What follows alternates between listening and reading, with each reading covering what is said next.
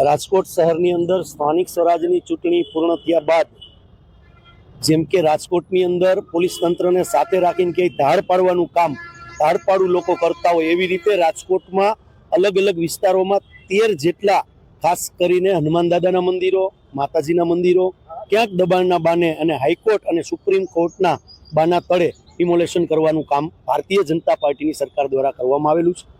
ધરણા એટલા માટે રાખ્યા છે કારણ કે હનુમાન દાદા છે એ સમગ્ર હિન્દુ ધર્મના એક રક્ષક તરીકે આપણે એમને માનીએ છીએ અને આજના દિવસે શનિવાર પણ છે અને શનિ જયંતિ પણ છે। શનિ જયંતિનો આપણા સંસ્કૃતિ મુજબ આખા ભારતની અંદર ખૂબ અને વિદેશોની અંદર પણ સારી રીતે આપણે આ જયંતિ ઉજવીએ છીએ। હનુમાન દાદા અને શનિ મહારાજ બંને મિત્ર તરીકે પણ આપણે આપણી સંસ્કૃતિની અંદર આપણે ઓળખીએ છીએ। હનુમાન દાદા વિઘ્ન હરતા કહી શકાય, પણ ક્યાંક ને ક્યાંક આ તંત્ર દ્વારા રાતે હનુમાન દાદાને ઘર વિહોણા કરવાની વાત તંત્ર દ્વારા કરવામાં આવી છે। જે આપણા ઈષ્ટદેવ તરીકે આપણે જેમને પૂજીએ છીએ શ્રી ભગવાન રામ, જેમના મુખ્ય સેવક આપણે ગણી શકાય હનુમાન દાદા, આજે અડધી રાતે એમના મંદિરો તોડવાનું કારસ્તાન આ તંત્ર દ્વારા થાય છે। ત્યારે રાજકોટની જનતા છે એ ક્યાંક ને ક્યાંક એમનું હૃદય કંપી ઉઠ્યું હતું અને અનેક વિસ્તારો વાઇઝ અમારા સંગઠનના માધ્યમથી અમને પણ ફરિયાદો મળી।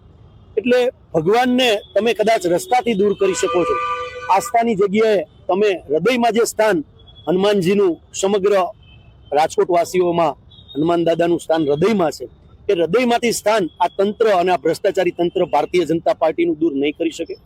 આવનારા દિવસોની અંદર કોઈ પણ ધર્મમાં કોઈ પણ ધર્મ હોય એના મંદિરો દેવી દેવતાના અલગ અલગ ધર્મમાં આપણો દેશ બંધાયેલો છે। કોઈ પણ ધર્મના મંદિરો અથવા અલગ જે બીજા ધર્મો છે એમાં પણ ક્યાંય આવી રીતે અડધી રાતે ડિમોલેશન ન કરવું જોઈએ, આવું સ્પષ્ટ અમારું માનવું છે। આ ધરણા એટલા માટે છે કે હજી પણ અમારી પાસે જે માહિતી છે એ પ્રમાણે ક્યાંક ને ક્યાંક હજી પણ આ લોકો મંદિરો તોડવાના પ્રયત્નમાં છે। તો આ મેસેજ દેવા માંગીએ છીએ કે રાજકોટની જનતાનો અવાજ બનીને આજે અમે અહીંયા ધરણા રાખ્યા છે।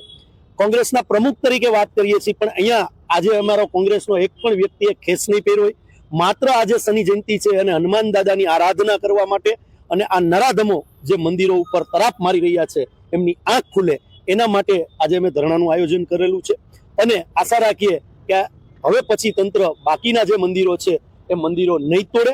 અને આપણા માધ્યમથી કહેવા માંગુ છું કે લોકશાહીની અંદર હમણાં જ આપણી સ્થાનિક સ્વરાજની ચૂંટણીઓ ગઈ, લોકોએ પોતપોતાના વિચારોથી મત આપ્યા અને લોકપ્રતિનિધિઓને ચૂંટ્યા।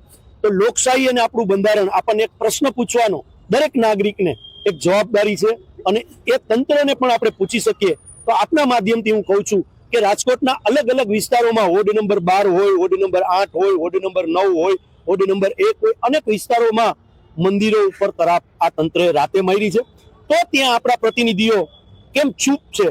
આ પ્રશ્ન પણ રાજકોટની જનતાએ કોર્પોરેટર હોય, ધારાસભ્યશ્રી હોય કે સંસદ સભ્યશ્રી હોય એને પૂછવો અત્યંત જરૂરી છે, કારણ કે એ વાત બીજી કરે છે અને જ્યારે આપણા દેવી દેવતાઓ ઉપર આવી પરિસ્થિતિ થાય ત્યારે ક્યાંક ભૂગર્ભ ગટરમાં વહી જાય છે। તો લોકોએ એમને એક ફોન કરી અને આ પ્રશ્ન પૂછવો જોઈએ, આવી આપના માધ્યમથી વિનંતી।